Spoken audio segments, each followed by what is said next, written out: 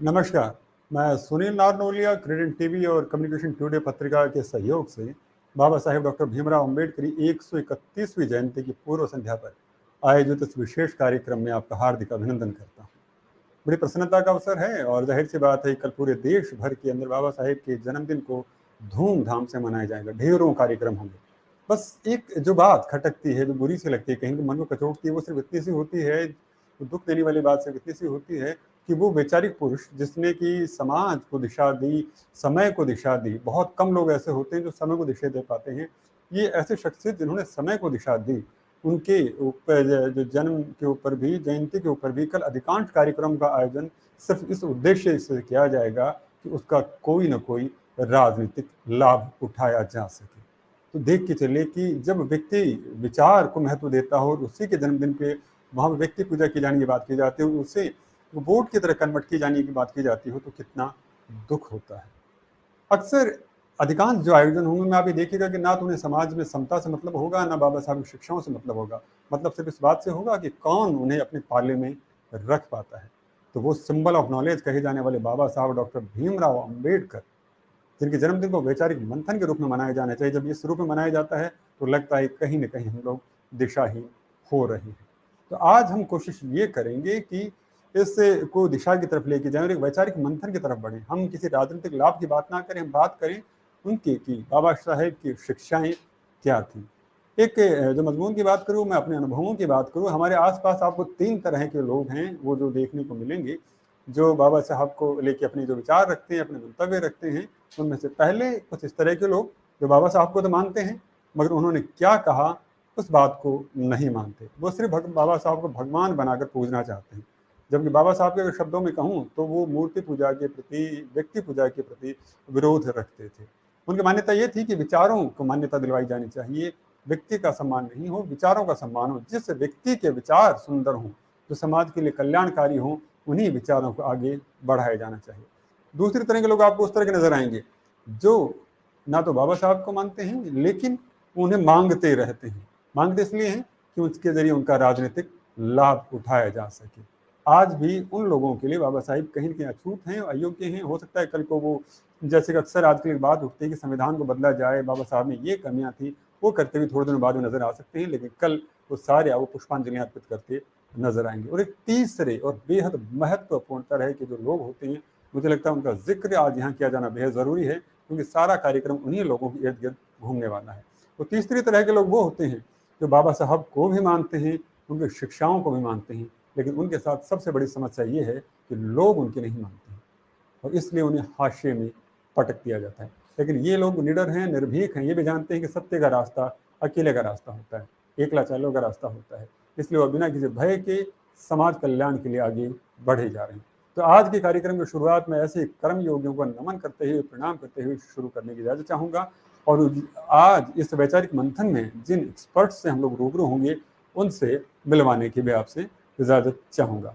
तो चलिए मिलते हैं हमारे एक्सपर्ट से, जो आज हमें बताएंगे कि बाबा साहेब की विचारधाराएं क्या थी और किस तरह से वो समाज को दिशा देना चाहते थे। तो मिलते हैं हमारे आज के एक्सपर्ट से।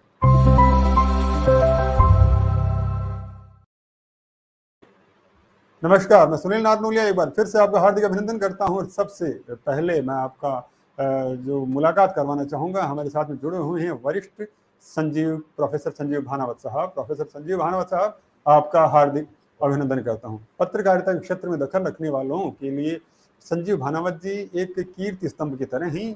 बहुत सारे लोग, मैं कहूँगी पूरी की पूरी सदी और एक पूरी की पूरी जमात होगी जो प्रोफेसर संजीव भानावत जी के अनुसरण में, इनके मार्गदर्शन के अंदर पत्रकारिता के क्षेत्र के अंदर अपना अहम योगदान दे रहे हैं। संजीव भानावत साहब कम्युनिकेशन टुडे के संपादक हैं और फॉर्मर हेड हैं सीएमसी यूनिवर्सिटी ऑफ राजस्थान के। संजीव भानावत साहब, मैं आपका हार्दिक अभिनंदन करता हूं और आपसे प्रार्थना करता हूं कि इस कार्यक्रम को अब आगे बढ़ाएं, गति दें और हमारे जो आज के अन्य अतिथि हैं उनसे रूबरू करवाएं और आज के कार्यक्रम का मंतव्य क्या है वो थोड़ा स्पष्ट करें। हमारी कोशिश यही रहेगी कि आज हम वैचारिकी पर बात करें, राजनीतिक तथ्यों से परे हटकर। स्वागत है आपका। बहुत बहुत धन्यवाद सुनील जी, आपकी इस सहज आत्मीयता के लिए। और कम्युनिकेशन टुडे की जो ये वेबिनार की श्रृंखला है 45वीं, इस आयोजन को क्रेडेंट टीवी के मंच पर शुरू करने के लिए आपने जो एक अवसर दिया, मुझे लगता है कि इस बहाने चूँकि क्रेडेंट टीवी के माध्यम से आपने पिछले कुछ वर्षों में, विशेषकर कोविड पीरियड में, जिस तरह से हजारों दर्शकों के घर पे इस वैकल्पिक माध्यम से पहुंचकर जिस तरह से एक वैचारिक चेतना को जगाने का काम किया है, जिस तरह से आपने क्रेडेंट टीवी के मंच के माध्यम से प्रदेश और देश की साहित्यिक सांस्कृतिक विरासत को उजागर करने का प्रयास किया है, इसके मुख्य संपादक के रूप में जो आपने अपनी इस महत्वपूर्ण भूमिका का निर्वाह किया है, मुझे लगता है जो आपकी व्यथा है कि महापुरुषों के नाम पर होने वाली राजनीति या विभिन्न मंचों का राजनीतिक उपयोग, इसकी बजाय ऐसे महापुरुष जो युग द्रष्टा रहे, जैसा आपने कहा कि उन्होंने अपने समय को बदला है, ऐसे महापुरुष की जयंतियां और पुण्यतिथियां मनाने के पीछे जो हमारी मूल भावना है वह यही होनी चाहिए कि इन महापुरुषों ने जिन सामाजिक राष्ट्रीय आदर्शों के लिए अपने जीवन का बलिदान दिया, हम उन पर कहीं विचार मंथन करें, उनके विचारों की आज के दौर में जो प्रासंगिकता है, उनके विचारों की क्रियान्विति की जो सामयिक आवश्यकताएं हैं, उन पर हम गहन विचार मंथन करते हुए उस नई पीढ़ी को, जिसने उन महापुरुषों को नहीं देखा है लेकिन पुस्तकों के माध्यम से, आलेखों के माध्यम से, चर्चाओं के माध्यम से वो उन महापुरुषों के जीवन और उनके व्यक्तित्व कृतित्व को समझने का प्रयास करते हैं।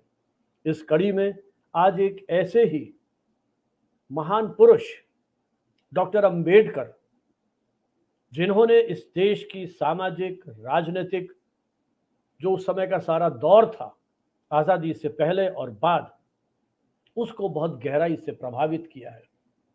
संविधान निर्माता के रूप में तो हम उनको जानते ही हैं, लेकिन वो ऐसी शख्सियत थे जिन्होंने न सिर्फ संविधान निर्माण के वरन जीवन के नानाविध क्षेत्रों में जिस तरह से एक नए दौर की शुरुआत की, क्योंकि अंबेडकर जी हालांकि एक सेना में सूबेदार थे, उनके पुत्र थे, प्रारंभिक शिक्षा उन्होंने अपने गांव से की, लेकिन शीघ्र ही वो बम्बई आने का उनको अवसर मिलता है।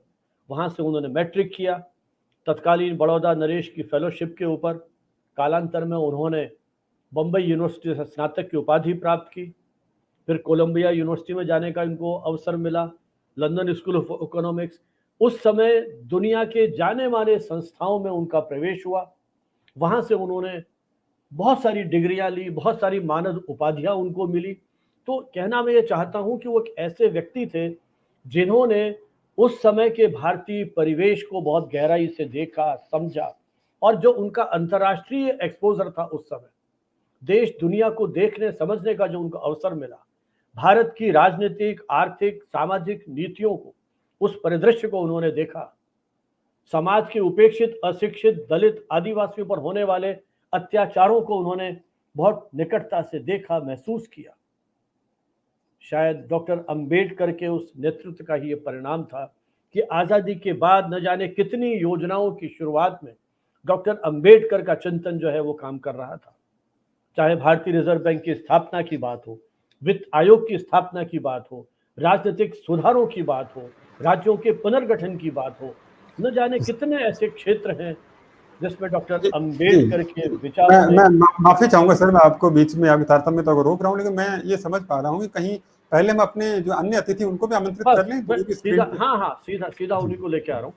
तो अंबेडकर के इस जीवन के जो अनेक पक्ष हैं उन पर विचार करने के लिए आज हमने हमारे साथ 3 विशेषज्ञों को बुलाया है। हमारे साथ में है एक ऐसी शख्सियत जिन्होंने अंबेडकर के जीवन दर्शन को बहुत गहराई से समझा है, डॉक्टर नरेश पाल मीणा जी। मात्र 40 वर्ष की उम्र में उपलब्धियों के अनेक कीर्तिमान आपने स्थापित किए। एक छोटी सी तहसील से आपने अपनी पढ़ाई की और उसके बाद रुहेलखंड विश्वविद्यालय, ज्योतिबा फुले रुहेलखंड विश्वविद्यालय, फिर मोहनलाल सुखाड़िया विश्वविद्यालय, फिर डॉक्टर भीमराव अंबेडकर विश्वविद्यालय आगरा। यहाँ से आपने अपने MBA की पढ़ाई की, BBA की पढ़ाई की, PhD की उपाधि ली और इग्नू से मेरे लिए ये विशेष सौभाग्य की बात है कि चूंकि मैं पत्रकारिता का शिक्षक रहा और जब मैं इनका सीवी देख रहा था तो इन्होंने पत्रकारिता में भी अपनी स्नातकोत्तर उपाधि ली और वर्तमान में वो विश्वविद्यालय अनुदान आयोग के गुवाहाटी कार्यालय में काम करके इस देश की जो पूरी उच्च शिक्षा की नीति है उसकी क्रियान्विति में अपना योगदान दे रहे हैं। डॉक्टर नरेश पाल सिंह, जो हमारा SC/ST नेशनल कमीशन है, उसमें भी आपने बहुत समय तक काम किया और आदिवासी जीवन को बहुत निकटता से देखा, उनके हितों की रक्षा के लिए देश भर का भ्रमण किया और एक तरह से उन्होंने समाज के उस उपेक्षित वर्ग के उत्थान के लिए जिस तरह से कर्म पथ पर अग्रसर रहे और अब हमारे, जैसा मैंने आपसे कहा कि UGC जैसी संस्थाओं के माध्यम से उन्होंने इस क्षेत्र में अपना महत्वपूर्ण योगदान दिया है। मैं भाई नरेश जी का भी स्वागत करता हूं। हमारे साथ डॉक्टर निशा पवार, जिनसे मेरा पहला परिचय 90 के दशक में श्रीलंका कोलंबो में दक्षिण एशियाई मीडिया शिक्षक सम्मेलन में हुआ था। एक औपचारिक सा परिचय, कभी कल्पना नहीं की थी कि आने वाले समय में देश के अनेक मंचों पर अकादमिक सेमिनारों में, संगोष्ठियों में उनके साथ इस तरह का संवाद होगा। अभी कुछ ही समय पूर्व उन्होंने शिवाजी यूनिवर्सिटी कोल्हापुर, वहाँ का जो पत्रकारिता विभाग है, वहाँ प्रोफेसर के रूप में आपकी पदोन्नति भी हुई है। लगभग 30 वर्षों से अधिक समय से आप पत्रकारिता का शिक्षण प्रशिक्षण में संलग्न हैं। लगभग 60 से अधिक वर्कशॉप्स, न जाने कितनी सेमिनार्स आपने आयोजित की हैं, राष्ट्रीय अंतर्राष्ट्रीय, कोलंबो, सिंगापुर, मलेशिया आदि अनेक देशों की यात्राएं करने का आपको मौका मिला है और आपने अनेक पुस्तकें भी लिखी हैं पत्रकारिता और उससे जुड़े हुए विषयों पर। पब्लिक रिलेशंस पर आपकी किताब है theoretical dimension of women in Indian print media, 2 decades of newspaper writing, introduction to communication, women in regional television channels, 50 year of glorious journey of journalism department। 50 वर्ष में से 30 साल की उस पूरी यात्रा के तो आप स्वयं साक्षी रही हैं। UGC की अनेक जो हमारे मेजर प्रोजेक्ट्स हैं उस पर काम करने का आपका अनुभव है। डॉक्टर निशा पवार का बहुआयामी व्यक्तित्व है और पत्रकारिता के अनेक क्षेत्रों में जिस तरह से आपने अपने विद्यार्थियों का नेतृत्व किया है, नई पीढ़ी का निर्माण किया है, आज अंबेडकर की पत्रकारिता पर आप चर्चा करेंगे। और किसी भी शिक्षक के लिए ये गर्व की बात हो सकती है कि वो अपने विद्यार्थी के साथ मंच शेयर करे। आज इस मंच पर मेरे साथ हैं डॉक्टर राकेश कुमार। राकेश कुमार ये भी बहुआयामी व्यक्तित्व के धनी हैं और राजस्थान विश्वविद्यालय के जनसंचार केंद्र में मेरे सेवा काल में इन्होंने PhD के बाद पोस्ट डॉक्टरल फेलो के रूप में वहाँ ज्वाइन किया और हाशिए का समाज और हिंदी सिनेमा, इस विषय पर आपने अपना कार्य लगभग पूरा कर लिया है। यूँ डॉक्टर राकेश के जीवन में विभिन्न जो है अकादमिक दृष्टि से इनका बहुत महत्वपूर्ण योगदान रहा है। अक्सर मेरी बात होती रही है और क्रेडेंट टीवी का जो डियर साहित्यकार कार्यक्रम है उसमें देश विदेश के अनेक साहित्यकारों के साथ संवाद करते हुए इन्होंने उनकी रचनाओं के न जाने कितने पक्षों पर एक आलोचनात्मक जो संवाद है उनके साथ स्थापित किया है और डियर साहित्यकार की जो ये श्रृंखला है इसको आपने लोकप्रिय बनाया है। साहित्य, पत्रकारिता, सिनेमा और इससे जुड़े हुए अनेकानेक पक्षों पर इस तरह के आयोजनों के साथ आप सक्रिय रूप से जुड़े रहे हैं। क्योंकि सिनेमा में इनकी विशेष रुचि रही है तो जयपुर में हमारे मित्र, जो इनके खास मित्र हैं, हनु रोज, उन्होंने एक सीरीज पिछले 15 वर्षों में चलाई है प्रतिवर्ष फिल्म समारोह की, उसके साथ सक्रिय रूप से जुड़े हुए हैं और देश विदेश का जो श्रेष्ठ सिनेमा है उसको जयपुर और प्रदेश की जनता के सामने लाने में उस अभियान में आपका बहुत योगदान रहा है। यूँ अनेकानेक संस्थाओं के साथ आपका जुड़ाव रहा है, अनेक साहित्यिक सांस्कृतिक उनके आप पदाधिकारी हैं, उनकी कमेटियों के मेंबर हैं और उसके माध्यम से वो प्रदेश की साहित्यिक सांस्कृतिक परंपराओं को आगे बढ़ाने में लंबे समय से काम कर रहे हैं। डॉक्टर राकेश, हिंदी में आपने मास्टर्स उपाधि प्राप्त की, उसके बाद आपने इसी में PhD की, हिंदी उपन्यासों में महानगरीय बोध, अध्ययन एवं विश्लेषण। जयपुर शहर के अनेक कॉलेजों में हिंदी में अध्यापन कार्य किया और PDF के समय इन्होंने उन कॉलेजेस को छोड़ करके पूरा समय अपना इसी प्रोजेक्ट में लगाया और वर्तमान में हरिदेव जोशी पत्रकारिता विश्वविद्यालय, जो जयपुर में अभी पिछले कुछ वर्षों में वापस पुनर्जीवित हुआ है, उस विश्वविद्यालय में अतिथि वक्ता के रूप में आप पढ़ा रहे हैं। मैं डॉक्टर राकेश का भी स्वागत करता हूं और अब इस चर्चा को आगे बढ़ाने के लिए डॉक्टर नरेश पाल जी, जब मैं इनसे परसों बात कर रहा था, तो बात करते करते मैंने इनके मन में एक श्रद्धा सर, देखी डॉक्टर अम्बेडकर के प्रति। मुझे लगता है कि एक व्यक्ति कितनी अधिक आस्था, क्योंकि ये पीढ़ी अम्बेडकर को नहीं देखा उन्होंने, अम्बेडकर जी के बारे में केवल पुस्तकों में पढ़ा है, लेकिन पढ़ के उनके विचारों को अपने व्यक्तित्व के साथ आत्मसात कर लेने वाला यदि कहीं कोई इस तरह के हम शख्सियत ढूंढना चाहें, ऐसे युवा ढूंढना चाहें, तो वो छवि में डॉक्टर नरेश पाल के उस व्यक्तित्व में देखता हूँ। क्योंकि इनको फ्लाइट पकड़नी है और ऑन द वे है, इसलिए हम चाहेंगे कि चर्चा की शुरुआत इनसे करें।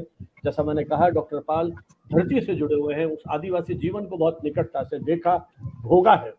किस तरह से डॉक्टर अम्बेडकर को आज उनके लगभग 130 वर्ष पूरे होने के बाद किस तरह से उनके विचारों को वो देखते, समझते और युवा पीढ़ी को वो प्रेरित करेंगे।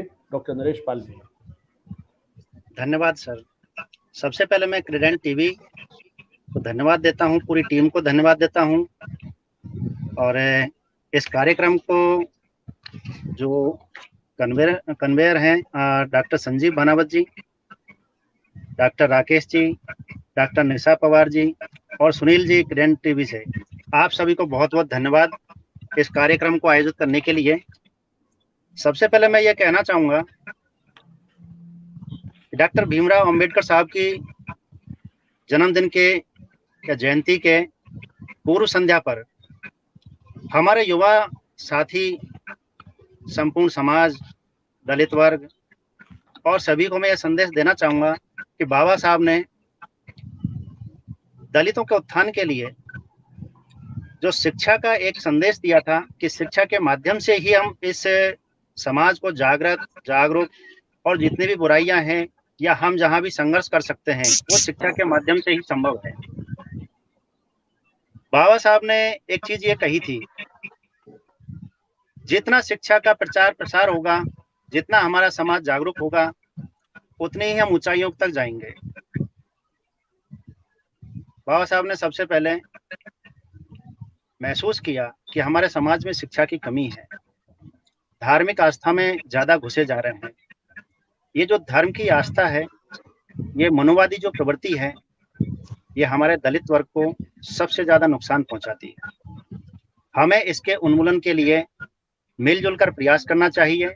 शिक्षा ही एक मूल मंत्र है जिसके माध्यम से हम इस बुराई को खत्म कर सकते हैं और हमारे समाज को जागृत करके ऊंचाइयों तक पहुंचा सकते हैं।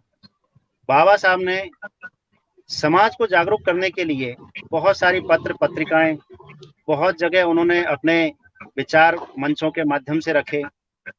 संविधान निर्माता के रूप में बाबा साहब की जो पहचान है, उन्होंने हमें जो संवैधानिक अधिकार दिए हैं, उन्हीं के माध्यम से हम आज इस समाज को जितना जागरूक कर पाए हैं, वो अधिकारों की वजह से ही ये समाज आज इतनी ऊंचाइयों पे है। अन्यथा इसकी जो स्थिति, जो उपेक्षा की जाती थी, हर जगह हमारे इस समाज की उपेक्षा होती रही है। जहां हम ये कहते हैं मनुवाद, इस मनुवाद को कभी भी इस समाज के ऊपर हावी नहीं होने देना चाहिए। अन्यथा बाबा साहब का जो मूल मंत्र है, शिक्षित बनो, संघर्ष करो और संगठित होकर कार्य करो, वही एक मूल मंत्र है जिसके माध्यम से हम आगे की ऊंचाइयों तक जा सकते हैं। अन्यथा ये कार्य असंभव है। हम आम बोलचाल की भाषा में हमेशा ये सुनते रहते हैं, एक दूसरे से चर्चा के रूप में आता रहता है कि बाबा साहब को अगर किसी ने धोखा दिया है तो उनके शिक्षित वर्ग ने ही धोखा दिया है। ये वास्तव में सच है। जैसे ही हमारे युवा पीढ़ी या जो भी वर्ग है, जो हमारे वर्ग से शिक्षित होकर रोजगार में आके जैसे ही एक ऊंचाई के पायदान पे पहुंचता है, वो अपने इस वर्ग के अछूत लोगों को, यानी कि गरीब है, कमजोर है, उनको भूल जाते हैं, उनके उद्धार के लिए उतना कार्य नहीं कर रहे हैं। ये सबसे बड़े दुख की बात है। हमें जमीनी स्तर से कार्य करना होगा, अन्यथा हमारा जो समाज, जिसे दलित वर्ग कहा जाता है, आदिवासी वर्ग कहा जाता है, उसकी स्थिति में सुधार हो पाना बहुत मुश्किल है। सरकारी सिस्टम में आने के बाद में मैंने खुद ने इस चीज को महसूस किया है कि हमारे लोगों के, चाहे रिजर्वेशन में प्रमोशन की बात हो, यहाँ किसी अच्छे असाइनमेंट की बात हो, या हमारे स्टूडेंट्स को कहीं अच्छे रिसर्च टॉपिक की बात हो या उन्हें कहीं मार्क्स नंबरों की बात आती हो, वहाँ पे हमेशा कटाक्ष होता रहा है, हमेशा उनके साथ भेदभाव होता रहा है। और ये बड़े दुख की बात है कि आज 21वीं सदी में हमारे लोगों को बाबा साहब भीमराव अंबेडकर साहब या आदिवासी वर्ग के किसी अच्छे टॉपिक को लेकर रिसर्च करने के लिए परमिशन तक मिलना बड़े दुख की बात है। तो हम इससे अंदाज लगा सकते हैं कि बाबा साहब भीमराव अंबेडकर साहब ने जो संवैधानिक अधिकार हमें जो दिलाए हैं, जो प्रोविजन हमें दिए थे, उनकी बदौलत आज हम बहुत कुछ ले पा रहे हैं। अन्यथा हमारे जो स्थिति होती उसका हम अनुमान बहुत अच्छे तरीके से लगा सकते हैं। मेरे युवा साथियों को, दलित वर्ग को एक यही संदेश देना चाहूंगा कि संवैधानिक अधिकारों का जितना ज्यादा से ज्यादा उपयोग किया जाना चाहिए। हमें एक संगठित रूप से संवैधानिक अधिकारों के बारे में जागरूकता, जानकारी इस टाइप के मिशन रूप में कार्य करने चाहिए। समाज को एक संदेश देना चाहिए, शिक्षा के प्रति उनको आगे बढ़ने के लिए जागरूक करना चाहिए। बहुत अच्छे कोर्सों के बारे में जैसे लोगों को जानकारी नहीं होती है। स्कूल लेवल पर ही आप देख लीजिए, कॉलेज लेवल पे देख लीजिए, एक ट्रेंड चला हुआ है। बीच में कभी ट्रेंड चलता है कि बच्चे ITI करेंगे, कभी कंप्यूटर का कोर्स करेंगे, कभी कोई पैरामेडिकल या किसी साइंस पे फील्ड में वो चले जाएंगे, जबकि बहुत सारी ब्रांचेज और बहुत सारे नए कोर्सेज इस टाइप के आ चुके हैं जिनके बारे में उन्हें जानकारी नहीं होती है। यहाँ तक कि शिक्षकों को जानकारी नहीं होती है, जहाँ रोजगार के बहुत अच्छे अवसर प्राप्त हो सकते हैं। प्रॉपर काउंसलिंग होना, प्रॉपर जानकारी होना, यह हमारे यूथ के लिए बहुत जरूरी है। इस टाइप के जो कार्यक्रम बीच बीच में ऑर्गेनाइज होते रहने चाहिए। और आज बाबा साहब के जयंती के अवसर पर यह कार्यक्रम जो ऑर्गेनाइज किया है, इसके लिए आप सभी को बहुत बहुत धन्यवाद। मैं इसी के साथ विराम देता हूं अपने बातों को। धन्यवाद आप सबको। धन्यवाद डॉक्टर नरेश पाल जी। आपने डॉक्टर अंबेडकर जी के उस जीवन दर्शन के परिप्रेक्ष्य में उनके उस सामाजिक राजनीतिक बोध को ध्यान में रखते हुए जिस प्रकार देश की युवा पीढ़ी का आह्वान किया है कि वो हमारे संवैधानिक अधिकारों के प्रति जागरूक रहते हुए सामाजिक उत्थान के लिए डॉक्टर अंबेडकर जी के द्वारा किए गए प्रयत्नों को आगे बढ़ाते हुए इस राष्ट्र की जीवन की मुख्य धारा के साथ जुड़कर अपने कर्तव्य का निर्वहन करें। अपनी शिक्षा व्यवस्था में, शैक्षिक जीवन में उस गंभीरता को स्वीकार करते हुए या गंभीरता को ध्यान में रखते हुए आगे बढ़ें। निश्चय ही डॉक्टर अंबेडकर का जीवन दर्शन उन्हें इस देश के परिवेश को समझने में एक विशेष भूमिका का निर्वाह करें। बहुत बहुत धन्यवाद डॉक्टर नरेश जी। आपने अपने उस यात्रा के दौरान भी समय निकाल करके हमें संबोधित किया। ये डॉक्टर अंबेडकर के व्यक्तित्व, उनके जीवन दर्शन के प्रति आपकी सहज श्रद्धा और आस्था को प्रकट करता है। बहुत बहुत आभार। अब मैं आमंत्रित करूंगा डॉक्टर निशा पवार को। डॉक्टर निशा पवार, जैसे मैंने आपसे कहा कि पत्रकारिता विभाग में प्रोफेसर अध्यक्ष पद पे काम कर रही है और डॉक्टर अंबेडकर के जीवन के यूँ तो बहुत व्यापक पक्ष हैं जिसकी चर्चा कुछ घंटों में करना मेरे ख्याल किसी के लिए संभव नहीं है। न जाने कितना शोध कार्य उन पर हुआ है, आज़ादी से पहले और आज़ादी के बाद। जिस व्यक्ति ने 1920 में उस पराधीन भारत में मूक भारत जैसा अखबार निकाला, जिसकी एक शताब्दी हम मना चुके हैं। 1920 में अखबार शुरू हुआ, 2 वर्ष पहले इसने एक सदी अपनी पूरी की, अब तो एक सदी से हम क्रॉस कर लिया है। तो जिस तरह से मूक नायक, बहिष्कृत भारत, समता, जनता और प्रबुद्ध भारत जैसे समाचार पत्रों के प्रकाशन के माध्यम से, क्योंकि वो दौर था जब महापुरुषों ने, समाज सुधारकों ने, क्रांतिकारियों ने, हमारे नेताओं ने अपनी बात को कहने के लिए समाचार पत्र को आधार बनाया था। जब समाचार पत्र किसी लड़ाई का आधार बनता है तो हम उस तरह का एक वैचारिक परिवेश जागृत करने की दिशा में समर्थ हो पाते हैं। डॉक्टर अंबेडकर ने भी एक सदी पहले इस भाव को समझा उन्होंने ये महसूस किया कि इस देश के सामाजिक परिवर्तन में, इस देश की स्वाधीनता, उस चेतना को जगाने में समाचार पत्रों की, और जिस तरह का सामाजिक विद्वेष, सामाजिक असमानता जिस तरह से उन्होंने देखी, उसके खिलाफ, उस विकृति के खिलाफ संघर्ष करने में अखबार एक बहुत बड़ा हथियार हो सकता है।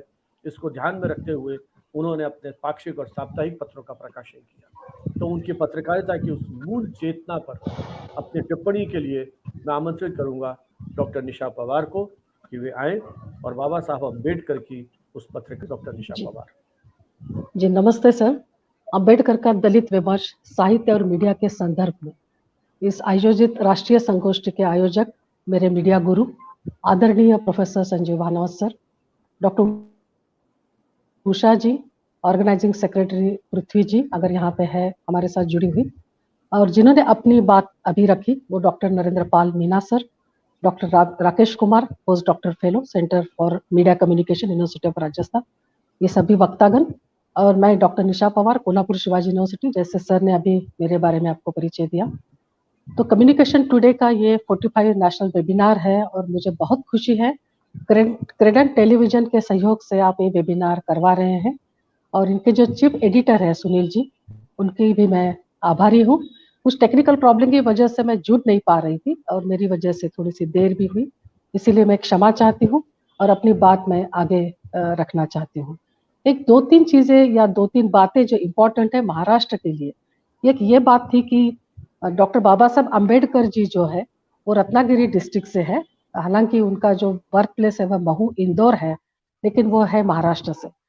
एक ये बात है, और दूसरी बात ये है कि उन्होंने जो पत्रकारिता शुरू की वो जो 4 अखबार सर ने अभी बताए, मुकनायक से लेकर प्रबुद्ध भारत तक, ये जो पत्रकारिता उन्होंने की वो संपादक थे, और उनका जो एडिटोरियल राइटिंग है, ऐसे राइटिंग और अलग तरह का जो राइटिंग था, हालांकि बहुत सारे उन्होंने आर्टिकल्स इंग्लिश में लिखे हैं, वो मराठी में भी लिखते थे। तो इनका एक जो है वो महाराष्ट्र से पत्रकारिता शुरू हुई। दलित मूवमेंट, दलित प्रेस की जो मूवमेंट है वही महाराष्ट्र से है। और दूसरी एक इम्पॉर्टेंट बात ये रही कि गवर्नमेंट ऑफ महाराष्ट्र के एजुकेशन डिपार्टमेंट ने 1976 में पहली बार ये उन्होंने डिसाइड किया कि doctor Baba Saheb Ambedkar writing and speeches ये कंपाइल करना जरूरी है। वो साल था 1976।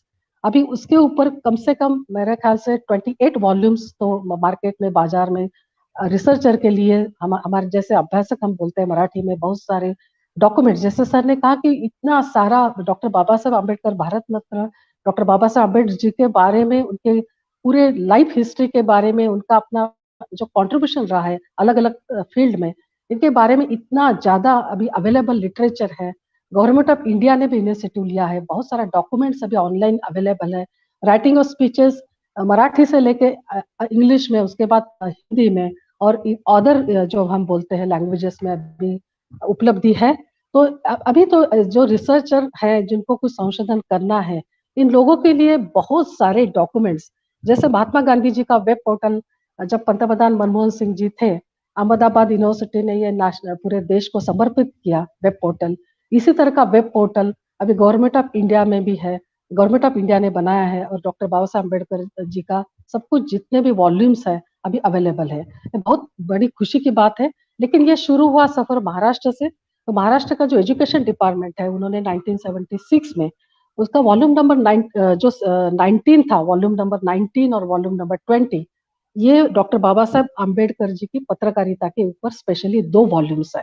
19 और 20 मराठी में है, शायद इंग्लिश में यही नंबर होगा, हिंदी और जो अदर लैंग्वेजेस में शायद इसी में भी यही नंबर, चेक कर सकते, देख सकते हैं। थोड़ा सा काफी इसमें जो है अभी काम हो चुका है। तो वॉल्यूम नंबर 19 जो है, मुझे ये जो बात आपके सामने जो रखनी ये है कि महाराष्ट्र का अपना बड़ा कंट्रीब्यूशन रहा है डॉक्यूमेंटेशन में, और उनकी पत्रकारिता के जितने भी लिटरेचर अवेलेबल है उनके ऊपर नागपुर से बड़ा काम हुआ है। प्रदीप गायकवाड़ जी है जिन्होंने उनके जो मुख्य नायक से लेकर प्रबुद्ध भारत तक जितने उनके वॉल्यूम्स, जितने इनके इश्यूज, वो सब कंपाइल करके मराठी में और बाकी जगह पे अवेलेबल है। और आप तो जानते हैं कि गवर्नमेंट ऑफ इंडिया की जो पॉलिसी रही है, अम्बेडकर चेयर है, अम्बेडकर स्टडीज है, दलित स्टडीज है, यहाँ की जो लाइब्रेरी है, यहाँ पे भी अभी पत्रकारिता के ऊपर काफी गंभीरता से हर जगह पे इस तरह का रिसर्च शुरू हो गया है। जब मैं इनके बारे में पढ़ना मतलब जब मैं महाराष्ट्र से भी हूँ, डॉक्टर बाबा साहब अम्बेडकर महाराष्ट्र से हैं, इनके ऊपर इतना सारा काम हुआ है, तो मैं जब being a professor of mass communication मुझे ऐसा लग रहा था, क्या पढ़े और क्या ना पढ़े, इतना लिटरेचर अवेलेबल है। और भारत रत्न डॉक्टर बाबा साहब अम्बेडकर जी की अगर बात कहें पत्रकारिता की, तो एक 2 दिन या 3 दिन ऐसा नहीं हो सकता, इनके ऊपर सीरीज जैसे हम बोलेंगे कि इसमें होना ज़रूरी है, मुझे ऐसा लगता है। तो इसमें जो कुछ बातें और थोड़ी-सी मैं आपके सामने रखूँगी, मुझे जो लगता है जो महाराष्ट्र जहाँ कोल्हापुर है, कोल्हापुर में शिवाजी यूनिवर्सिटी है, यहाँ के शाहूजी महाराज का एक बहुत बड़ा रेफरेंस जो है, वो मूकनायक जब शुरू होने जा रहा था 1920 में तब शाहूजी महाराज ने कुछ उनको फाइनेंशियल असिस्टेंटशिप, हालाँकि वो ज़्यादा काफ़ी जैसे हम बोलते हैं कि सब 1500 रुपए दिए थे उस समय पे, वो भी काफ़ी मतलब ये था कि पैसे थे उन्होंने मदद की थी। राजर्षि शाहू महाराज जी का अपना एक योगदान रहा है सोशल रिफॉर्म के रूप में। कोल्हापुर एक प्रिंसली स्टेट था और शाहू जी महाराज ने कहा था 1920 यहाँ कोल्हापुर के पास एक 25 किलोमीटर में एक गाँव है, पास में छोटा-सा गाँव है मानगाँव। मानगाँव में जब पहली जस्ट फर्स्ट जब ये कॉन्फ्रेंस हुई थी, अनटचेबल जिनको हम बोलते हैं, उनके ऊपर तब शाहू जी महाराज ने अध्यक्षता की थी। उन्होंने ये कहा था कि मुझे बहुत खुशी हो रही है कि आप दलित लोगों के लिए, अनटचेबल्स लोगों के लिए एक लीडर मिल गया है। ये शाहू जी महाराज का बड़ा योगदान है। जिस शहर से मैं हूँ, कोल्हापुर शहर, ये प्रिंसली स्टेट था और शाहू जी महाराज का बड़ा योगदान रहा है। डॉक्टर बाबा साहब अम्बेडकर जी के पत्रकारिता के आरंभ के इसमें कि मूकनायक के लिए उन्होंने मदद की थी और उसके पहले तो आप जानते हैं जब वो यूएसए जा रहे थे कोलंबिया यूनिवर्सिटी, तो बड़ौदा के जो महाराज सयाजी राव है उनकी फेलोशिप थी।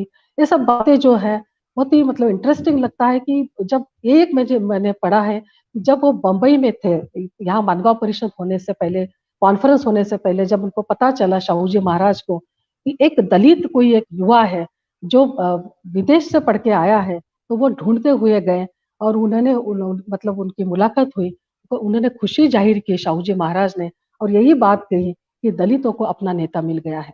तो शाहू जी महाराज जो है सोशल रिफॉर्मर, प्रिंसली स्टेट के राजा, इनका एक रेफरेंस जो है इनके जीवन में जब आप पत्रकारिता की बात करते हैं डॉक्टर बाबा साहब अम्बेडकर जी की मूकनायक जब शुरू हुआ था 1920 में और 2020 में हम बोलते हैं कि शताब्दी जो बोलते हैं सेंटेनरी ईयर पूरे देश ने सेलिब्रेट किया। तो मूकनायक से दलित पत्रकारिता की जो शुरुआत हम मानते हैं, तो उसमें शाहू जी महाराज का एक रेफरेंस देना मुझे बहुत यहाँ पे रेलेवेंट सुसंगत लगता है, जैसे मराठी में बोलते हैं। तो दलित जो है ऑप्रेस्ड और ये जो बोलते हैं शेड्यूल कास्ट, उसकी स्टैटिस्टिक अवेलेबल है, अनटचेबिलिटी की बात होती है, ह्यूमन राइट्स की बात होती है, जाति व्यवस्था की बात होती है और इसमें छूत-अछूत की बात होती है। ह्यूमन राइट्स और जैसे हम बोलते हैं कि जैसे डेमोक्रेटिक कंट्री की कल्पना की थी डॉक्टर बाबा साहब अम्बेडकर जी ने, तो यही कहा था कि बहुमंजिला ये जो कास्ट सिस्टम है, एक मंजिल से दूसरे मंजिल में हम नहीं जा सकते हैं। इस तरह की जो बात थी, अगर उन्नति और विकास करना चाहिए, तो इसमें कुछ न कुछ बदलाव आना ज़रूरी है। हर जगह डॉक्टर बाबा साहब अम्बेडकर जी की पत्रकारिता मुझे ये लगता है कि उनका जैसे काम आगे बढ़ता गया, उस तरह से उनका अपना जो माउथपीस हम बोलते हैं कि हर एक अखबार उनका माउथपीस रहा है, अवेयरनेस क्रिएट करने के लिए हालाँकि बहुत ज़्यादा रीडर्स नहीं थे। आप तो जानते हैं कि दलित पॉपुलेशन और लिटरेसी रेट इतना कम था।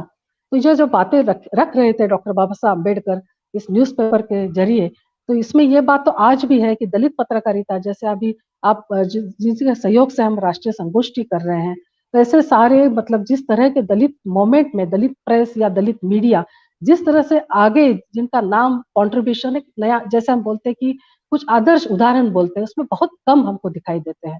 सर्कुलेशन भी बहुत कम होता है। अस्मिता आदर्श औरंगाबाद से निकलता था। डॉक्टर पांताव ने जो मराठी विभाग के थे, उन्होंने बहुत सारा काम डॉक्टर बाबा साहब अम्बेडकर की पत्रकारिता के इस विषय पे किया है। डॉक्टर सुखराम हिवराळे जी ने किया है। तो इसमें ये समझ में आता है कि आज भी हम जैसे सम्राट जो है अखबार दलित जो न्यूज़पेपर है बम्बई से निकलता है, लेकिन गिने-चुने अखबार, गिने-चुने चैनल्स, गिने-चुने जिनका नाम होना चाहिए बहुत अच्छी तरह से आज भी वो स्थिति हम लोगों को नहीं दिखती है।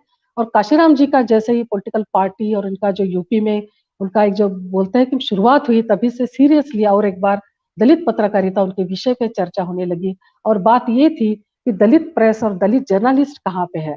उनका प्रेज़ेंस क्या है? क्या माइनॉरिटी प्रेस के बारे में हम लोग बहुत अपनी बात रखते हैं, दलित प्रेस के बारे में क्या स्थिति है? इसके ऊपर जैसे हमारे स्टूडेंट्स काफ़ी डिपार्टमेंट में आने लगे, वो ये लोग सोचने लगे इस तरह का जैसे हम लोग आप जानते हैं कि डॉक्टर भानावत सर जी का जैन पत्रकारिता के ऊपर कंट्रीब्यूशन है। कम्युनिटी न्यूज़पेपर की बात होती है, दलित प्रेस की भी बात होनी जरूरी है। अगर पॉपुलेशन हम इसके सोचते हैं शेड्यूल कास्ट की, तो 25% ये पूरे जो देश का पॉपुलेशन है उसमें 25% पॉपुलेशन है। ये सब ministry of social justice empowerment, ये मिनिस्ट्री से स्टैटिस्टिक मिल जाता है, डिपार्टमेंट से स्टेट वाइज जो पॉपुलेशन है ये भी हम लोगों को पता चलता है। वहाँ का मीडिया इसके ऊपर नए सिरे से मुझे लगता है कि स्टडी होना बहुत जरूरी है। दलित प्रेस का और एक मैं अपना मुद्दा अपने सामने रखूंगी कि यहाँ जो महाराष्ट्र में दलित प्रेस की शुरुआत क्यों हुई, कैसे हुई, क्या कारण था। तो इसमें मुझे तो समझ में आता है कि जब भी हम अमेरिकन जर्नलिज्म की बात करते हैं तो ब्लैक न्यूज़पेपर की बात करते हैं, कृष्ण वर्णीय न्यूज़पेपर की बात करते हैं, ब्लैक थिएटर्स की बात करते हैं, हॉलीवुड के बारे में, वहाँ के जो ब्लैक मोमेंट के बारे में बात करते हैं।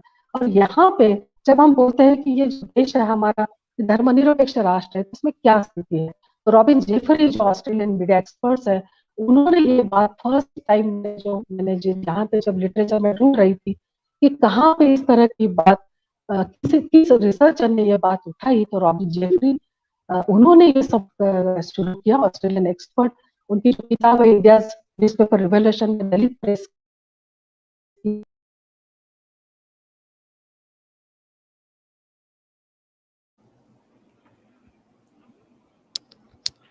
इस तरह के माध्यम में अक्सर ये समस्या रहता है तकनीकी व्यवधान की, और ये स्थितियां नियंत्रण के बाहर हैं।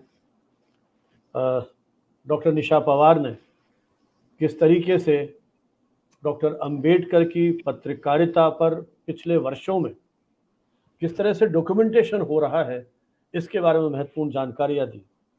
मूक नायक पत्र को जिस तरह से उसके रिप्रिंट्स निकाले गए, वो सारे वॉल्यूम्स में उपस्थित हमारे सामने हैं। तो इस प्रकार के जो प्रकाशन है वो निश्चित रूप से विद्यार्थी जो शोध अनुसंधान कर रहे हैं उनके लिए एक आधारभूत सामग्री उपस्थित कराते हैं, क्योंकि आज से एक सदी पहले का दौर हम में से किसी ने नहीं देखा। उस समय समाचार पत्रों ने किस तरह हमारे उस सामाजिक राजनीतिक परिवेश को व्यक्त किया, किस तरह से हम विदेशी हुकूमत के साथ साथ हमारी अंदरूनी जो संघर्ष हैं उनसे जूझ रहे थे, उसके बारे में निशा जी बात कर रही थी। वापस कनेक्टिविटी एस्टेब्लिश हो गई जी, है। मुझे क्षमा कीजिए और एक बार, पता नहीं सर आज कुछ टेक्निकल इशू हमारे यहाँ हो रहे हैं, तो ये सारी चीजें अपने नियंत्रण के बाहर हैं। जी, तो सच में मुझे तो बहुत बुरा लग रहा है, दलित प्रेस की बात हो रही है और इतने सारे ऑब्स्टेकल्स, मतलब ये ऐसी प्रेस है मेनस्ट्रीम जर्नलिज्म में जिसके ऊपर गंभीरता से बात होनी चाहिए, वहां पे इतने सारे चैलेंजेस हैं और आज टेक्निकल इसमें भी मेरे साथ ये चैलेंजेस आ रहे। कोई बात नहीं, तो ये आपको बता जी, मैं ये बताने की कोशिश कर रही थी कि महाराष्ट्र में दलित पत्रकारिता या जब ब्लैक मूवमेंट हम यूएसए की बात करते हैं, इसे कोई रेलेवेंस है या किस तरह से emergence of Dalit press in Maharashtra, इसके पीछे क्या रीजन था। तो इसमें जो स्टडी हुई है तो उसमें ये बात है कि जो सत्यशोधक समाज बोलते हैं, महात्मा फुले जी ने ये जो मूवमेंट शुरू की थी, तो ये मूवमेंट उन्होंने सत्यशोधक समाज की स्थापना जो है 1873 में पुणे में की थी। उसके बाद सत्यशोधक प्रेस की शुरुआत हुई। सत्यशोधक प्रेस से प्रेरणा लेके ये दलित प्रेस की शुरुआत हुई है। सत्यशोधक न्यूज़पेपर के ऊपर इतने सारे रिसर्च हुए हैं, 1877 से लेके 1930 तक 60 सत्यशोधक न्यूज़पेपर्स, जिसमें नॉन ब्राह्मण मूवमेंट की बात चली। उसके बाद दलित प्रेस, सत्यशोधक प्रेस, नॉन ब्राह्मण मूवमेंट के नॉन ब्राह्मण प्रेस, जो ब्राह्मण और ये जो है उनके अपोज करने के लिए, जैसे एक ऐसा रेफरेंस आता है कि जब डॉक्टर बाबा साहब अम्बेडकर की मुकना की बात हो रही थी, लोकमान्य तिलक के केसरी ने भी मना किया था, उन्होंने ये बात पब्लिश नहीं की थी।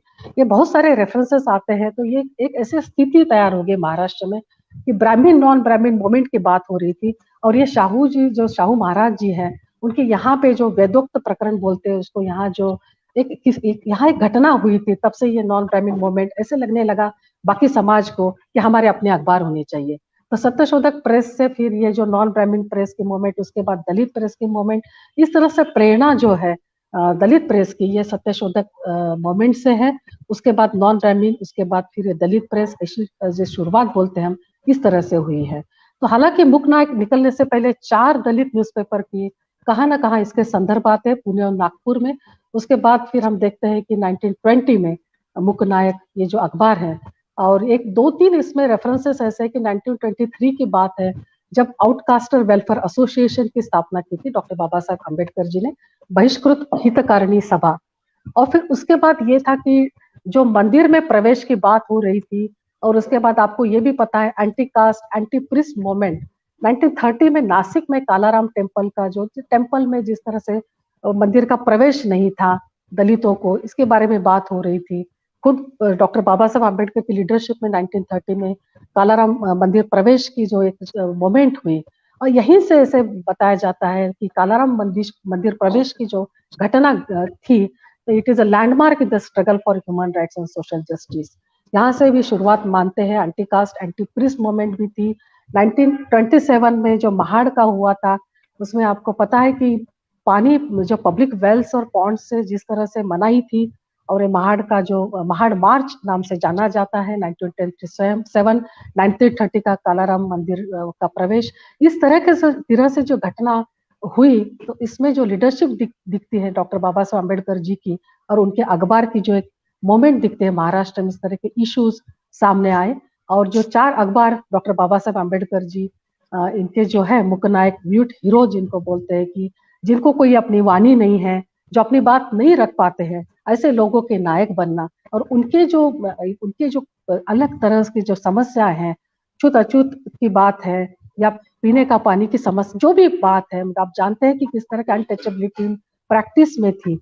और मुझे खुशी है कि डॉक्टर बाबा साहब अम्बेडकर मराठवाड़ा यूनिवर्सिटी के एक छात्र, उन्होंने मेरे पास, सचिन बंसोड़े जी, जिन्होंने मेरे पास पीएचडी भी की, कि डॉक्टर बाबा साहब अम्बेडकर और जो महात्मा गांधी जी की अनटचेबिलिटी के बारे में कंपैरेटिव स्टडी, और बहुत अच्छे रेफरेंसेस वो दे पाए, हम लोग अच्छा काम कर सके। अनटचेबिलिटी ये क्या है, और मतलब इसमें 2 राष्ट्रीय नेता के बारे में क्या डिफरेंस ऑफ ओपिनियन, किस मुद्दे पे थे, डॉक्टर बाबा साहब अम्बेडकर जी का क्या मानना था, इस तरह की बातें हम लोग मतलब इसमें बहुत अच्छी तरह से वेल डॉक्यूमेंटेशन जो बोलेंगे कि हम वो कर पाए। तो ये इसमें जो बात थी कि मुख्य नायक, म्यूट हीरो, और उसमें उनके बाद फिर 1927 का बहिष्कृत भारत, जिनको हम बोलते हैं एक्स कम्युनिकेटेड, जो ब्लैक लिस्टेड कम्युनिटी है, इस तरह के बहिष्कृत भारत का वो मतलब है जनता, द पीपल 1930, प्रबुद्ध भारत एंड अवेकन इंडिया 1956। इस सब चारों न्यूज़पेपर जो है अनटचेबल्स, डाउन ट्रोडन कम्युनिटी, उनके इश्यूज, इनके बारे में ये जो सब कुछ है, वहाँ का जो कॉन्टेम्पररी सोसाइटी रही है हमारी, ये सब जो अगर हमको हिस्ट्री जाननी है, इस तरह से ये चारों अखबार ये बहुत ही मदद करते हैं। तत्कालीन समाज व्यवस्था, इस तरह के इश्यूज क्या थे, किस तरह का इसमें था, तो ये सब जानने के लिए मुझे लगता है कि आज के डॉक्टर बाबा साहब अम्बेडकर जी के 130 जयंती के पूर्व संध्या पे और एक बार इस तरह से एक नई दिशा देने के लिए आज के समाज में क्या स्थिति है, इस तरह का, जैसे मुझे हमेशा लगता है भानुवत सर, कि हम मतलब हम पढ़ाते हैं कम्युनिकेशन की, इसमें इंडियन कम्युनिकेशन थियरी पढ़ाते हैं, साधारणीकरण की बात करते हैं। जब टीचर और स्टूडेंट्स एक लेवल पे नहीं आते, तब साधारणीकरण की प्रोसेस नहीं हो पाती। तो मुझे ऐसा लगता है जो समाज है दूसरे छोर पे, उनकी भूमिका में देख के हम क्यों नहीं सोच सकते कि किस जीवन उनका, इन लोगों का रहा होगा, आज भी स्थिति क्या है। आज भी हम देखते हैं कि माइनॉरिटी ऑफ प्रेस की बात करनी पड़ती है, गंभीरता से लिया नहीं जाता, आपका सरनेम चेक किया जाता है आज भी। आज आप कौन से कम्युनिटी से देखा जाता है, आप हमारे हैं या नहीं, और कौन से कास्ट के हैं, इस तरह की बातें भी होती है। तो ये बहुत ही पीड़ादायक होता है। साधारणीकरण पढ़ाते हैं, लेकिन क्या हम कभी हम अपने लिए प्रयोग कर पाते हैं? हम साधारणीकरण की बात करते हैं, तो क्या अनटचेबिलिटी के क्या इश्यूज है और आज की स्थिति क्या है, इसके बारे में कभी हम लोग गंभीरता से नहीं लेते हैं। अम्बेडकर जी है तो ये इन लोगों के हैं, ये है तो इन लोगों के लिए है। इस तरह से जो अगर हम क्लास में इस तरह का माहौल बनाते हैं, हमारे टीचर्स अगर बनाते होंगे तो अच्छी बात नहीं है। हम पत्रकार होना चाहिए, किसी कम्युनिटी कास्ट और इस तरह का वो नहीं होना चाहिए, लेकिन ऐसा नहीं होता। अनफॉर्चुनेटली हर जगह पे इस तरह के मुद्दे, इस तरह की बात दिखती है। मुझे भी बहुत पीड़ा होती है कि जब मुझे लगता है कि मैं महाराष्ट्र से, तो मुझे तो डॉक्टर बाबा साहब अम्बेडकर जी के बारे में पता होना तो स्वाभाविक है, जरूरी है। लेकिन कितने ऐसे टीचर्स महाराष्ट्र में भी है, इस बात पे वो ध्यान देना चाहते हैं, गौर करना चाहते हैं? मुझे नहीं लगता, क्योंकि जब 125 इयर्स हो गए थे, डॉक्टर बाबा साहब अम्बेडकर की जयंती हम लोग मना रहे थे, शिवाजी यूनिवर्सिटी एकमात्र विद्यापीठ था, यूनिवर्सिटी विश्वविद्यालय था, कि मेरे लीडरशिप में हमने एक बहुत अच्छा स्टेट कॉन्फ्रेंस इसमें करवाया, एक बुक हमने पूरे महाराष्ट्र के रिसर्च स्टूडेंट्स को लेके एक अच्छी किताब मराठी में हम लोग कर पाए। और उसके बाद मैंने एक काम किया कि नेशनल लेवल पे हमने जब चेक किया कि मीडिया में ये इस बात को लेके कुछ किया जा रहा है क्या, तो मुझे ऐसा लगा कहीं भी मीडिया के क्षेत्र में, हालांकि डिपार्टमेंट में नेशनल लेवल पे जितने वेबिनार, आज अभी तो वेबिनार है, तब सेमिनार और कॉन्फ्रेंसेस जो हो रहे थे, मुझे नहीं लगता कि किसी ने ये हिम्मत दिखाई है। सबको लगता है कि डॉक्टर बाबा साहब अम्बेडकर जी इनके हैं, उनके हैं, इस तरह की बात होती है। हालांकि हिंदू कोड बिल की जब बात करती है, हम लोग महिला उन्नति की बात करते हैं, तो समझ में आता है कि 4 years long debate in parliament Hindu code bill के बारे में, जो महिलाओं को अपना हक प्रदान करता है। और उसके बाद आपको पता है कि लॉ मिनिस्टर, उन्होंने जब उनको समझ में आया कि ये सब पार्लियामेंट में पेंडिंग हो रहा है, सब हिंदू कोड बिल के, ये पंडित नेहरू जी और इनका जो डिस्प्यूट बाद में और सारी बातें इसमें है, तो उन्होंने अपना जो पद का वहां इस्तीफा दे दिया था। ये बात भी हिंदू कोड बिल की ह्यूमन स्टडीज में बहुत बहुत बार डॉक्टर बाबा साहब अम्बेडकर जी वुमेन्स राइट की बात होती है। जेंडर और मीडिया स्टडीज में सोशल रिफॉर्म में डॉक्टर बाबा साहब अम्बेडकर जी की बात होती है। सोशल रिफॉर्म जर्नलिस्ट में डॉक्टर बाबा साहब अम्बेडकर जी की बात होती है। सिलेबस में हालांकि सब कुछ है, लेकिन हम सुनना नहीं चाहते, हम पढ़ना नहीं चाहते, हम समझना नहीं चाहते। आज भी ये स्थिति मुझे दिखती है। आपको जैसे मैं बता रही थी कि काशीराम जी का, इनका जो बहुजन समाज पार्टी और इसके ऊपर शेवंती नैनन ने 2007 की जो उनकी किताब है उसमें लिखा है पहली बार कि काशीराम की जी की वजह से इंडियन मीडिया में और एक बार दलित और उनके मीडिया कवरेज के बारे में निग्लिजेंस किस तरह का इसके मुद्दे पे चर्चा हुई। और उसके बाद मैंने देखा कि absence of Dalit issues, absence of Dalit journalist in news room, इस तरह की बातें हुई। कोल्हापुर में मैंने केस स्टडी किया और मैंने ये देखा कि शाहू जी महाराज ने 100 साल पहले 50% आरक्षण रिजर्वेशन दिया था प्रिंसली स्टेट में, और एक बहुत अच्छा उनका सोशल रिफॉर्म मूवमेंट था। ऐसे शहर में भी आज की स्थिति में, आज की तारीख में 200 से ज्यादा यहाँ पे जर्नलिस्ट है, मेरे ख्याल से 300 से करीब होंगे, लेकिन फिर उसमें 50 भी दलित जर्नलिस्ट नहीं है। इस तरह के कुछ रिसर्च अगर हम कर पाते हैं तो मुझे ऐसा लगता है कि ये सब समझना जानना जरूरी है। ट्रांसफॉर्मेशनल पॉलिटिकल पार्टी जो दिखते हैं 1990s के बाद, बहुजन समाज पार्टी का rise political power in 1990s 2000 in northern India state of Uttar Pradesh. उसके बाद जैसे मैंने आपको पहले बताया था कि इंडिया न्यूज़पेपर रिवोल्यूशन में 2000 की किताब है रॉबिन जेफरी का, ऑक्सफोर्ड की पब्लिकेशन है, उन्होंने ये कहा था कि Dalit absence from the media has been focus since 1996।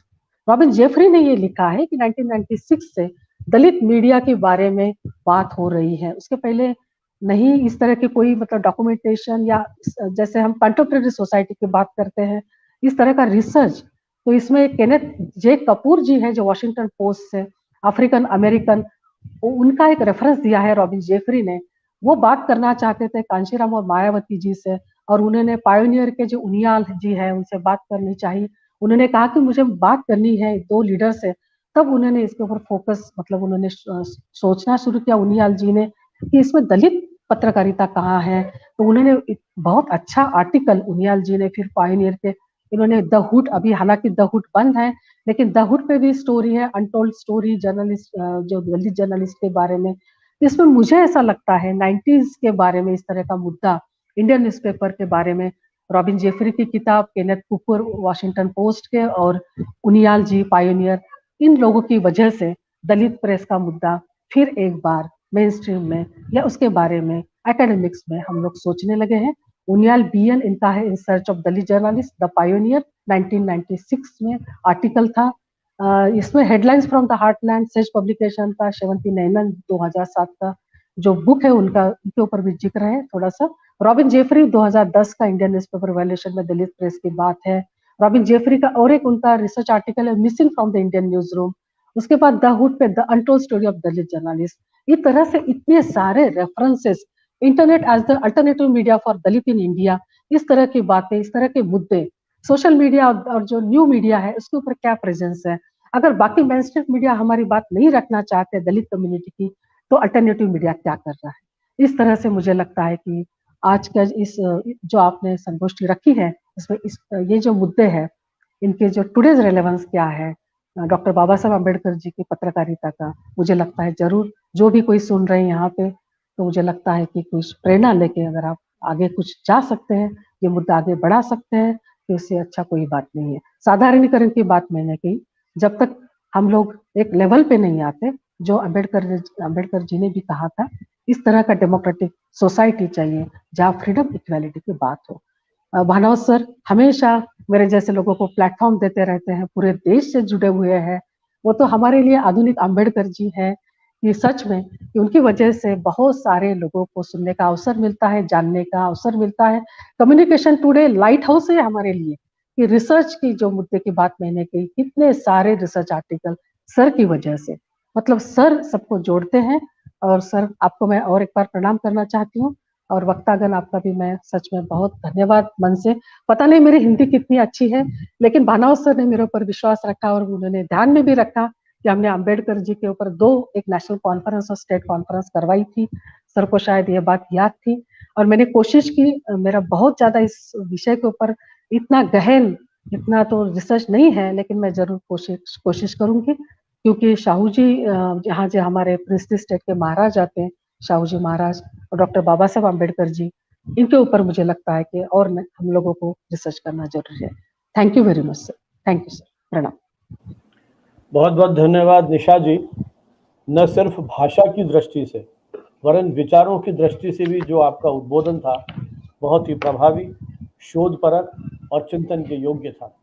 आपने जिस तरह से अम्बेडकर जी के इस पूरी जो विचार यात्रा है, इसको इतने सीमित समय में उसके जो प्रमुख पक्ष हैं उनको हाईलाइट करते हुए जो गहरी चिंता प्रकट की आपने कि मुख्य धारा के मीडिया में दलितों की का क्या प्रतिनिधित्व है, किस प्रकार से उस वर्ग के प्रतिनिधि उनकी समस्याओं को, उनकी आशा आकांक्षाओं को, उनकी आस्था और विश्वासों को मुख्य धारा के मीडिया के माध्यम से व्यक्त कर पा सकते हैं, सक्षम हैं, किस तरह से वो व्यवस्था में जो लोग बैठे हुए हैं उन तक उनकी उन व्यथाओं को, पीड़ा को पहुंचा सकने में सक्षम है। आपने बहुत ही एक मूल प्रश्न उठाया है और जो वैकल्पिक माध्यम है, सामाजिक माध्यम, सोशल मीडिया या डिजिटल मीडिया जैसे माध्यम हैं, उसमें जो लोग काम कर रहे हैं उनसे भी आपने आह्वान किया कि इन सारे प्रासंगिक विषयों पर वो निरंतर कहीं न कहीं लिखें, ताकि समाज में एक इस तरह का भाव पैदा हो सके और समाज का जो उपेक्षित और पीड़ित पक्ष है ये भी कहीं देश की मुख्य धारा के साथ जुड़ करके अपने सपनों को पूरा करने के लिए समान अवसर जो है उसको मिल सके। आपने इसके बहुत सारे पक्षों पर प्रकाश डाला। बहुत बहुत धन्यवाद, आपने इतना समय दिया। और अब मैं आमंत्रित कर रहा हूँ डॉक्टर राकेश कुमार को, जिनका मैंने कहा कि अपना बहुत अध्ययन, चिंतन, मनन, निरंतर शोध अनुसंधान में लगे रहते हैं। अकादमिक आयोजनों में गहरी रुचि पिछले वर्षों में मैंने इनके देखी है, किस तरह के सेमिनार्स आयोजन करना, उनमें सहभागिता करना, शोध पत्र पढ़ना, देश के अनेक मंचों पर आपको मौका मिला, अनेक पुस्तकें आपकी प्रकाशित हुई हैं, साहित्य और पत्रकारिता को लेकर के आपके जो प्रकाशन हैं वो भी लोकप्रिय हुए हैं। आपने विशेषकर बिहारी के सरल सुबोध दोहे, हिंदी उपन्यासों में महानगरीय बोध, Kavyang Manjari, media law and ethics, Hindi cinema की सामाजिक अभिव्यक्ति, सिनेमा और साहित्य, ये अंतिम 2 पुस्तकें जो हैं ये इनकी लगभग पूरी हो गई हैं और शीघ्र ही ये प्रकाशित होने जा रही हैं। तो साहित्य, मीडिया की भी अलग अलग पक्ष, प्रिंट मीडिया, इलेक्ट्रॉनिक मीडिया और ये जो सोशल मीडिया, डिजिटल मीडिया और विशेषकर सिनेमा, ये इनके अध्ययन, चिंतन, मनन के विषय हैं। तो मैं डॉक्टर राकेश से अनुरोध करूंगा कि वे सिनेमा के संदर्भ में जो हाशिए में जो लोग हैं इनके, क्योंकि अंबेडकर का जो दर्शन है, अंबेडकर के जो विचार हैं, अंबेडकर का जो कृत्य है, काम है, उसका प्रभाव जीवन के हर क्षेत्र पर पड़ा है। केवल पत्रकारिता प्रभावित नहीं हुई है, जो हमारे जीवन के दूसरे पक्ष हैं उस पर भी प्रभाव पड़ा है। जैसा निशा जी कह रही थी कि उस पर निरंतर शोध की आवश्यकता है, तो एक वो पक्ष भी है सिनेमा जो सीधा हमसे कहीं न कहीं जुड़ा हुआ है। इस सशक्त माध्यम ने किस तरह से इन पक्षों को इसमें उठाया है, उसका पिक्चराइज किया है, उस पर कुछ एक अपनी टिप्पणी के लिए डॉक्टर राकेश कुमार। सर बहुत बहुत आभार, अभिनंदन। और एक विद्यार्थी के लिए और या ये कहूं कि एक पुत्र के लिए आप और आपका जो कद मेरे परिवार के प्रति एक अलग मायने रखता है। जिस यात्रा का आपने जिक्र किया, उस यात्रा का आरंभ मैं आपके दर्शनों, आपके विचारों और आपके गुरु परंपरा से मैं बात निकल के और वो आगे तक पहुंच रही है। आपका मार्गदर्शन, आपका आशीर्वाद सदैव मुझे प्रेरित करता है। और जब आज ये मौका, खास तौर पे जिस पत्रिका का पूरे भारत में एक विशेष स्थान है, उस पत्रिका की उस संवाद श्रृंखला में आपने मुझे बोलने का मौका दिया, ये मेरे लिए बहुत सौभाग्य और आनंद का विषय है।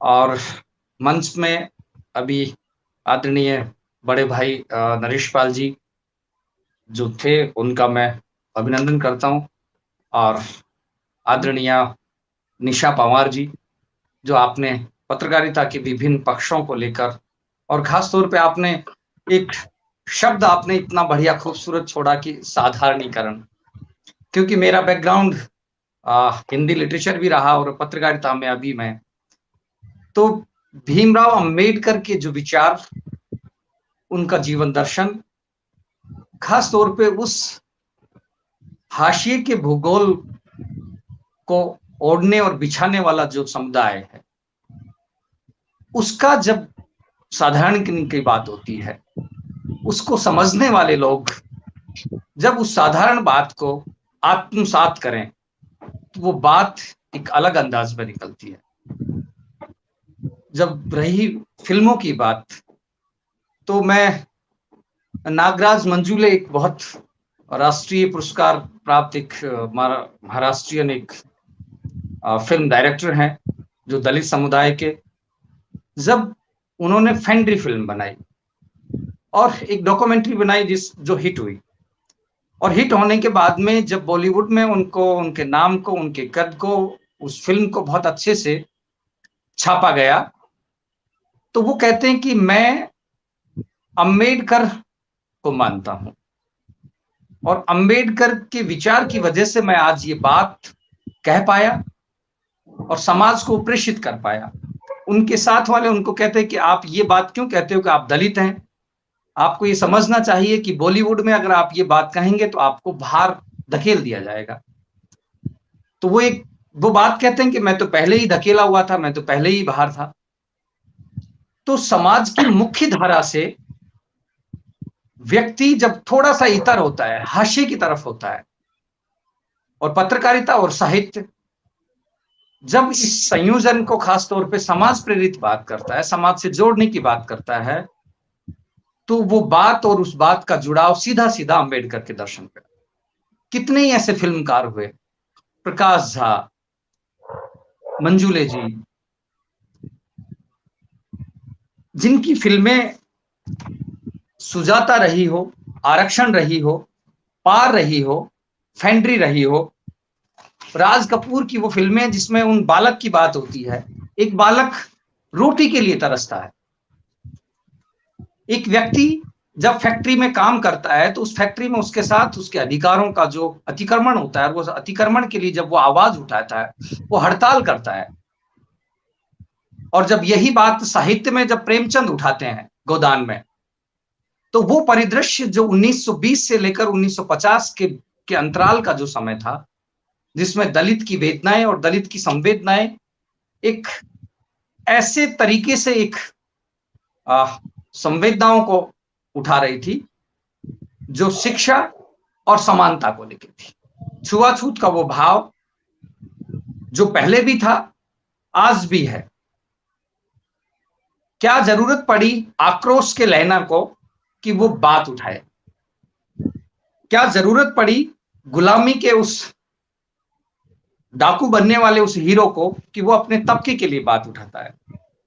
अछूत कन्या, सुजाता, बूट पालिश, निशांत, आक्रोश, Damul, शतगति, Lajja, Diksha, Shudra the rising, bandit queen, god mother, Ganga ki Saugandh, Swaraj the little republic, Samar, Paar, Dharavi, Peepli live, Aarakshan, Disha, भूरी, कचरा व्यू, ट्रैफिक सिग्नल, फेंड्री और सैराट, मसान, आर्टिकल 15 और आर्टिकल 15 के बाद में जो आज एक फिल्म जो बहुत ज्यादा यूथ को आकर्षित करी, पुष्पा, ये फिल्म का वो दायरा जिसमें पहले सुजाता के टाइम में भी ये बात उठी। वो मसान का दीपक एक इंजीनियर, एक डोम परिवार का लड़का है और एक स्वर्ण समाज की कन्या से अगर उसको प्रेम हो गया तो उस समाज को वो पसंद नहीं। वो लिखा पढ़ा व्यक्ति, उसका पारिवारिक पेशा कुछ अलग हो सकता है। जब NS10 की नायिका एक विवाह का कदम उठाती है और उस विवाह के कदम में कितनी ही अड़चनें आती हैं,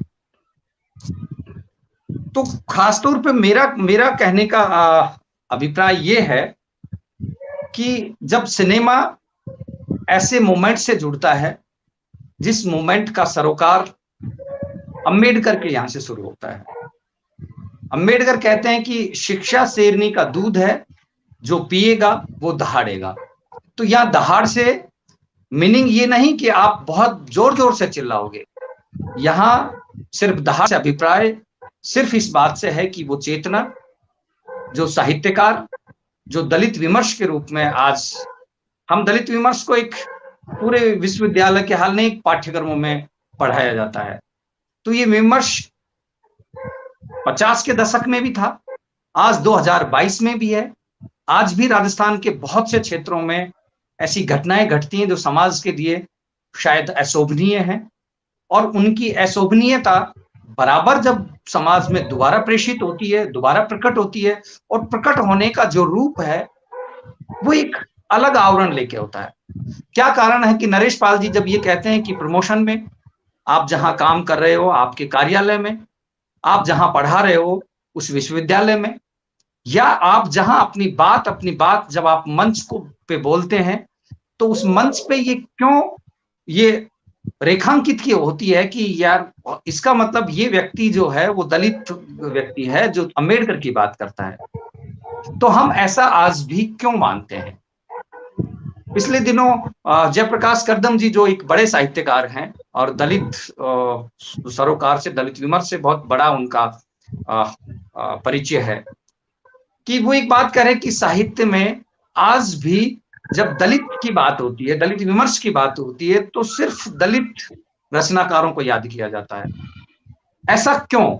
जब एक इतना बड़ा दलित साहित्यकार ये बात कहता है, जब रतन कुमार सांभरिया ये बात कहते हैं कि आप एक समतल साहित्यिक जो परिवेश है जिसमें समान धारा के साहित्य की बात होती है, जब उनकी एक कहानी एक दलित सरोकार से इतर भी अगर बात करती है, तो क्या वो दलित साहित्यकार या फिल्मकार एक दलित खांचे में फिट होने वाला साहित्यकार तो नहीं?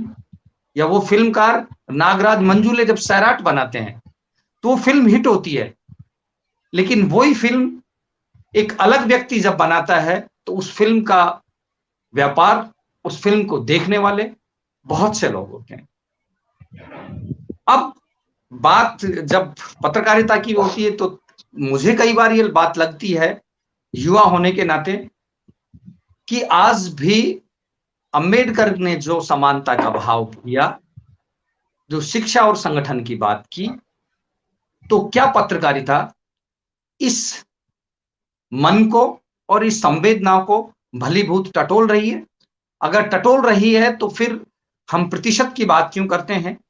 निशा मैडम, जैसा आपने बताया कि आज भी उस समुदाय का आनुपातिक जो दायरा है वो बहुत कम है। तो जब सिनेमा में, साहित्य में ये बात बहुत अच्छे फैलाव के साथ दिख रही है, क्योंकि वो एक अलग धरातल के साथ बात होती है और दलित साहित्यकार, दलित मूवमेंट एक अच्छे लेवल पे है, लेकिन सिनेमा में ये बात आज भी उस तरीके से नहीं होती।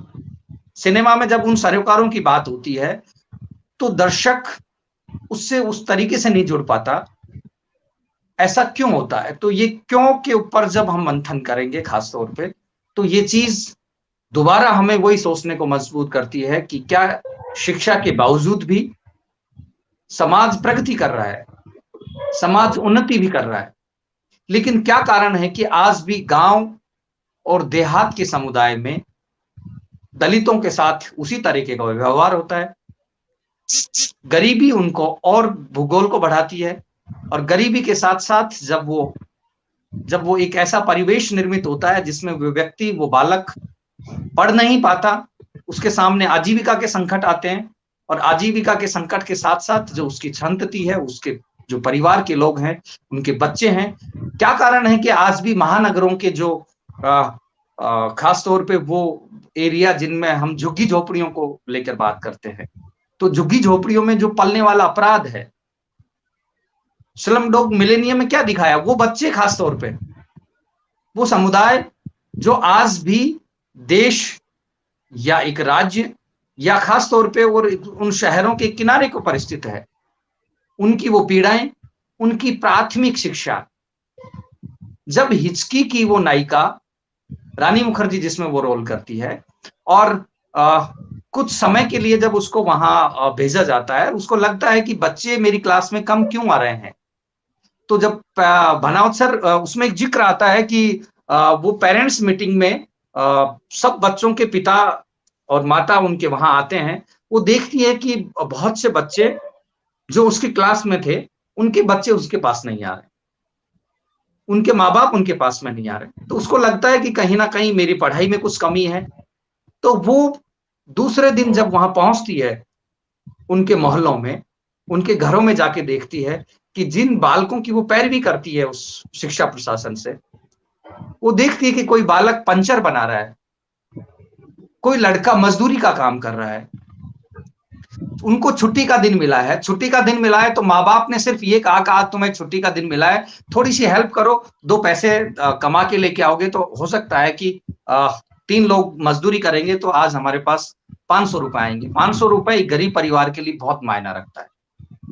वो वापिस आके जब ये सोचती है कि इस समुदाय के लिए आज भी शिक्षा, भले ही हम कितनी भी बात कर लें दलित सरोकारों की, दलित विमर्श की, लेकिन ये तबका आज भी उसी तरीके से, खास तौर पे ग्राम जो जीवन में है, जहां आज भी मजदूरी उनको नहीं मिलती, और मजदूरी मिलने के बाद भी जब जातिगत धारणाओं में जब बात होती है, एक मुस्लिम महिला सिर्फ इसलिए किसी घरों में काम नहीं कर सकती कि वो मुस्लिम है। जब गर्म हवा की मम्मो उन आंदोलन के दौर से जब वो पाकिस्तान से यहां आती है अपनी बहन के पास, और उस मुंबई के उस परिवेश को देखती है जिसमें वो गरीब और गरीबी से पीड़ित वो लोग जितने भी हैं, वो मजदूरी करना चाहते हैं, लेकिन उनको मजदूरी नहीं मिलती, सिर्फ इस वजह से कि वो मोमडन है। घर में काम, झाड़ू पोछा बर्तन करने वाली महिला जब घर में आती है तो सबसे पहले उससे उसकी जाति पूछी जाती है कि आप किस जाति के हो, आपके घर में कोई नॉनवेज तो नहीं चलता है, आप किसी घर में नॉनवेज तो नहीं पकाती हैं।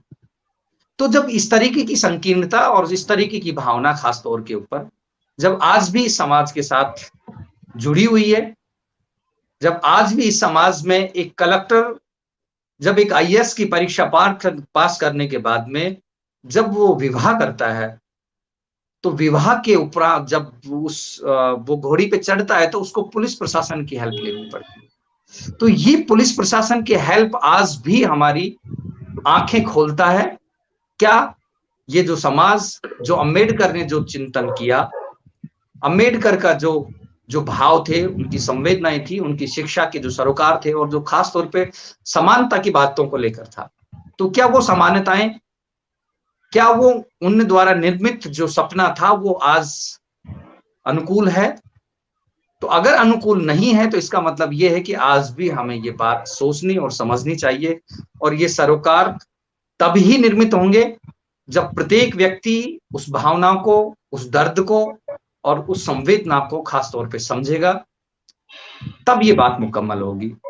और फिल्मों ने इन दिनों खास तौर के ऊपर काफी कुछ इस तरीके से कंटेंट जो सिनेमा में आए, साहित्य में ये कंटेंट बहुत आ रहा है। तो धीरे धीरे सिनेमा का स्तर और सिनेमा का जुड़ाव भी कहीं ना उन चीजों को दोबारा से नए तरीके से प्रतिभाषित कर रहा है, नए तरीके से उस बात को सोच रहा है। जब मंजुले सैराट बनाते हैं और सैराट बनाने के बाद में जब वो फिल्म मराठी में हिट होती है तो उसका हिंदी रूपांतरण बनता है और वो हिट होती है वो फिल्म।